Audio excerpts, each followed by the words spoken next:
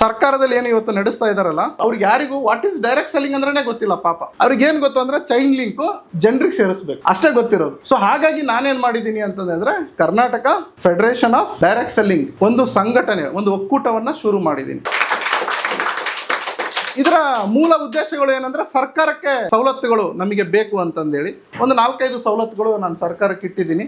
ಒಂದು, ಯಾರೆಲ್ಲ ಗಂಡ ಸತ್ತಿರೋ ವಿಧವೆಯರು ಇದರಲ್ಲಿ ಕೆಲಸ ಮಾಡ್ತಾ ಇದ್ದಾರೆ ಅವರಿಗೆ ಒಂದು ಠೇವಣಿ ಬರೋ ತರ ಸರ್ಕಾರ ಮಾಡ್ಕೊಡ್ಬೇಕು. ಯಾಕಂದ್ರೆ ನಾವು ಟ್ಯಾಕ್ಸ್ ಕಟ್ತಾ ಇದೀವಲ್ಲ. ನಿಮ್ಗೆ ಯಾರಾದ್ರೂ ವಿತೌಟ್ GST ಬಿಲ್ ಪ್ರಾಡಕ್ಟ್ಸ್ ಕೊಡ್ತಿದಾರ? TDS ವಿತೌಟ್ TDS ದುಡ್ಡು ಕೊಡ್ತಾ ಇದ್ದಾನ ಸರ್? ನಿಮಗೆ TDS ಕಟ್ ಮಾಡಿ ಕೊಡ್ತಾ ಇದೆ ತಾನೆ. ನಾನು ಮನವಿ ಇಟ್ಟಿರೋದೇನಂದ್ರೆ, ಹೇಗೆ ಅಂಬೇಡ್ಕರ್ ಭವನ ಇದೆ, ಗಾಂಧಿ ಭವನ ಇದೆ, ಹಾಗೆ ಒಂದು ನೆಟ್ವರ್ಕರ್ ಭವನ ಮಾಡ್ಕೊಡಿ. ಯಾಕಂದ್ರೆ ನಮ್ಮಂತ ಮೀಟಿಂಗ್ಸ್ ನಾವೆಲ್ಲಿ ಮಾಡ್ಬೇಕು?